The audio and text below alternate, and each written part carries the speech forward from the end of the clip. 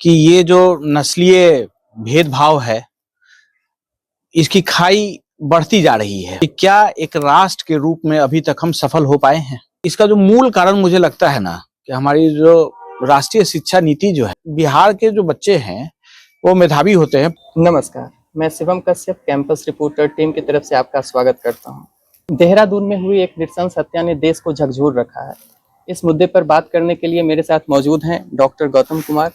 आप campus reporter के editor in chief हैं और पटना यूनिवर्सिटी में एज अ फैकल्टी आप पत्रकारिता एवं जनसंचार विभाग में अपनी सेवा दे रहे हैं। हालिया दिनों में ये जो घटना देखने को मिली है, इस पे आपका अभी तक आपने इस पे क्या सोचा और आपका इस पे क्या कहना है? बहुत ही दुखद और हृदय विदारक घटना है ये।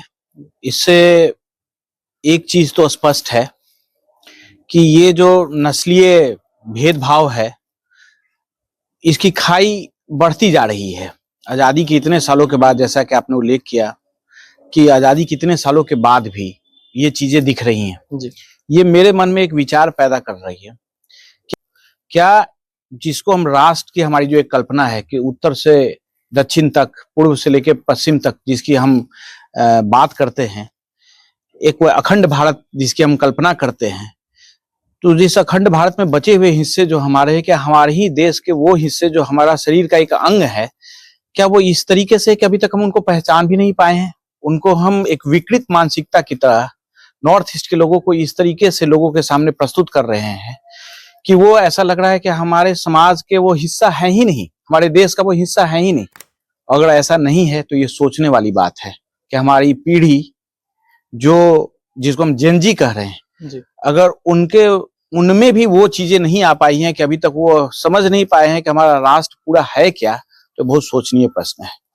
हाल में देखा जाए तो सोशल मीडिया पे ये हमेशा कहा जाता है कि 7 सिस्टर्स के 21 भाई हैं और इन 21 भाई का अपने 7 सिस्टर्स के प्रति इस तरह का व्यवहार झकझोरता तो है और सोचने को विवश भी करता है। अब चूंकि आपने देहरादून से ही अपनी पढ़ाई, पीजी की पढ़ाई कंप्लीट की है, तो हमने सोचा इस मसले पे बात करने के लिए आपसे बेहतर हमें कोई और मिल भी नहीं सकते थे। तो आप बताएं कि वहाँ जो पढ़ाई का माहौल है, तो क्या इस घटना से वहाँ जो ये माहौल है उस पे भी एक लोगों के प्रति एक नकारात्मक, लोगों में एक नकारात्मक भाव बनेगा इस घटना की वजह से?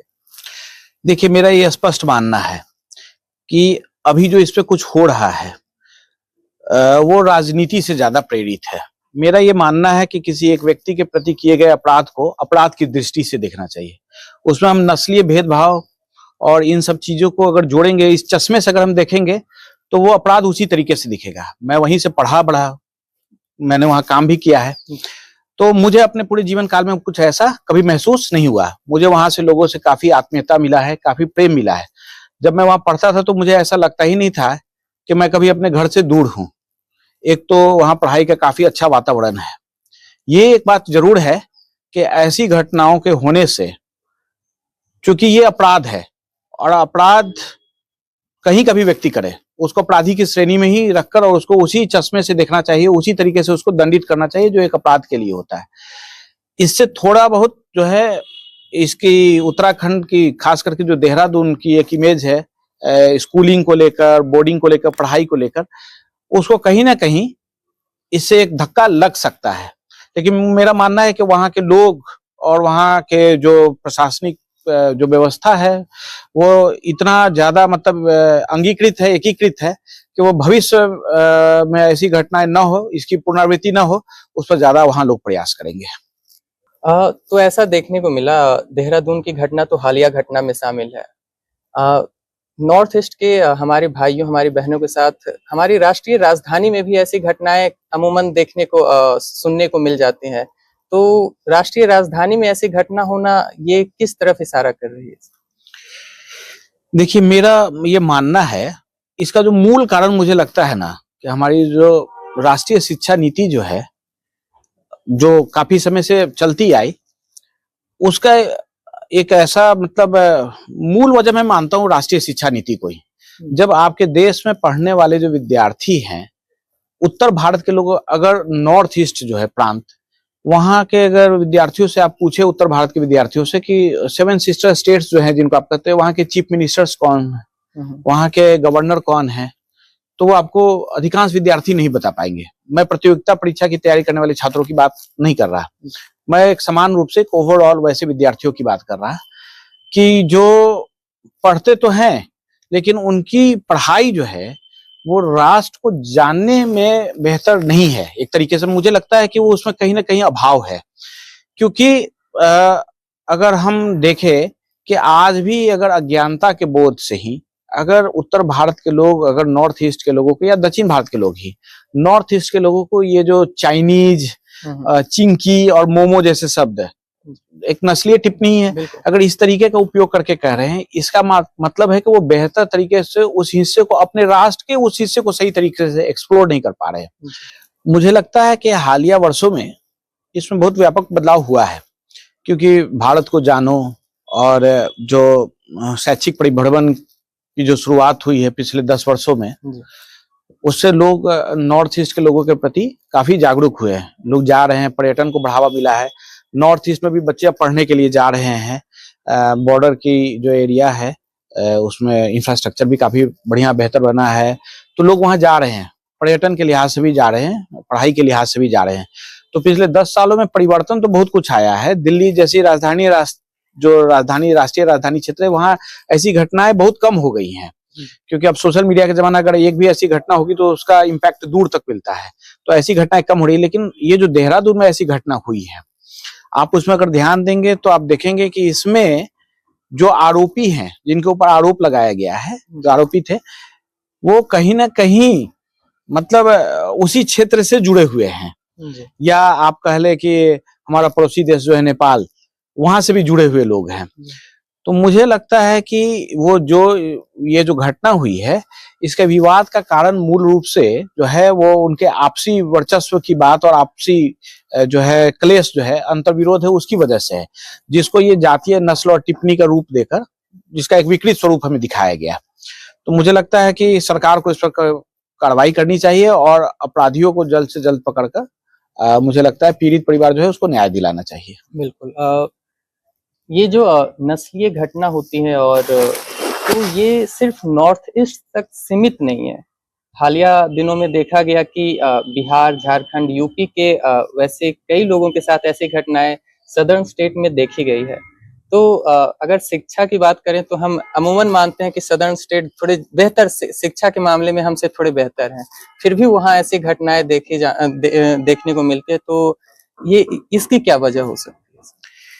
ये मैं इसको कहूंगा शुद्ध नहीं, विशुद्ध रूप से मैं कहूंगा ये राजनीति है, जिसको आजादी के बाद से ही, जब देश का एकीकरण हो रहा था, तो कुछ ऐसे छोटे छोटे मुद्दे थे जिनको जानबूझकर, जिनका समाधान नहीं किया गया। एक तरीके से मैं कहूं कि तुष्टीकरण की राजनीति की गई, जैसे भाषाई आधार पर, सांस्कृतिक पहचान के आधार पर उस स्टेट्स को कहा गया कि आपकी अस्मिता की हम सुरक्षा करेंगे ताकि आपका अस्तित्व बना रहे। एक उनके अंदर एक डर पैदा किया गया कहीं ना कहीं कि हिंदी के जो स्टेट्स हैं वो आपके ऊपर हावी हो जाएंगे, आपकी संस्कृति, आपकी जो पहचान है, आपकी जो अस्मिता है, आपकी जो सांस्कृतिक धरोहर है, वो कहीं ना कहीं समाप्त हो जाएगी।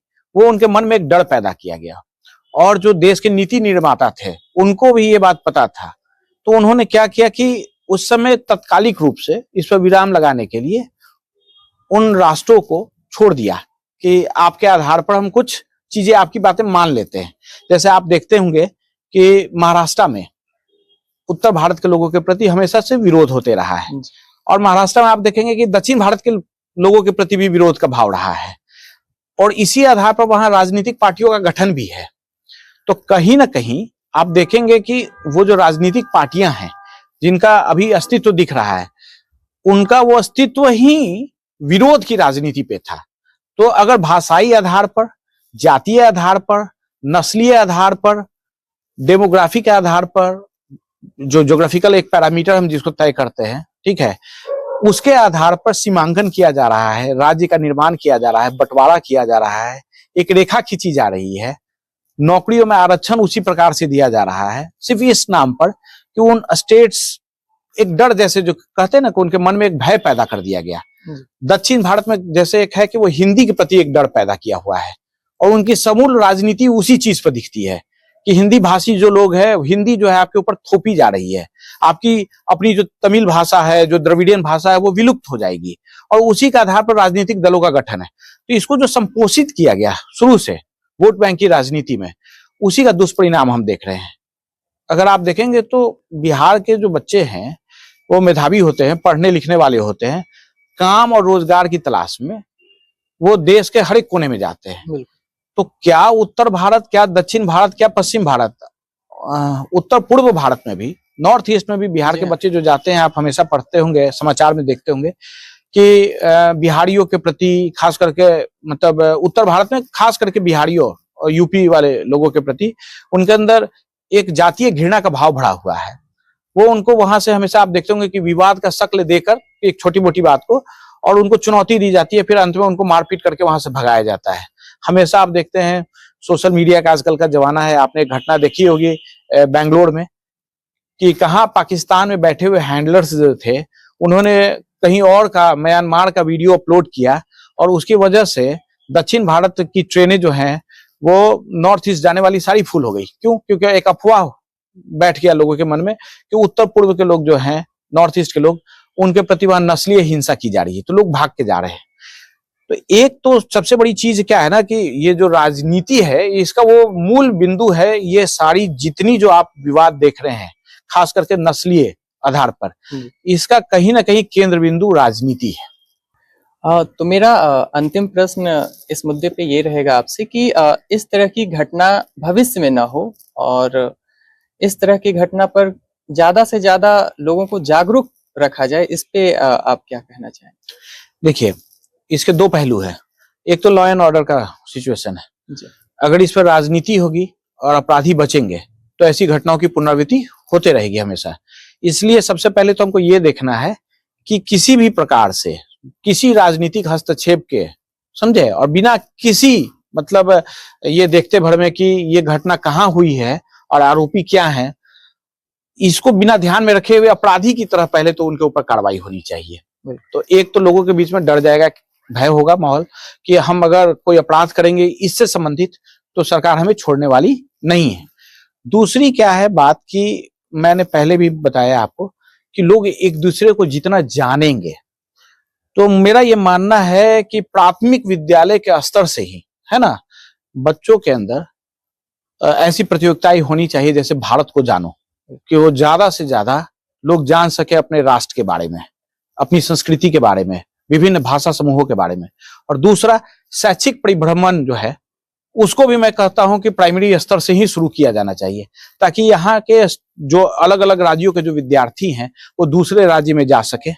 अनिवार्य रूप से उनको जाना चाहिए। मेरा तो ये मानना है कि आपकी एजुकेशन पॉलिसी में होना चाहिए कि अनिवार्य रूप से आपको हर हाल में जो है दूसरे स्टेट्स में आपको जाना है, वहां की संस्कृति को समझना है, वहां की भाषा को समझना है, वहां के विचार को समझना है और अनिवार्य सेवा भी लागू करना चाहिए कि हर व्यक्ति को अपना एक जो शैक्षिक परिदृश्य है उसमें एक समय जो है वो किसी दूसरे राज्य में जाकर एक छात्र के रूप में ही वहां वॉलंटरी उसको सर्विस देनी चाहिए, ताकि वहां के लोगों को जान सके।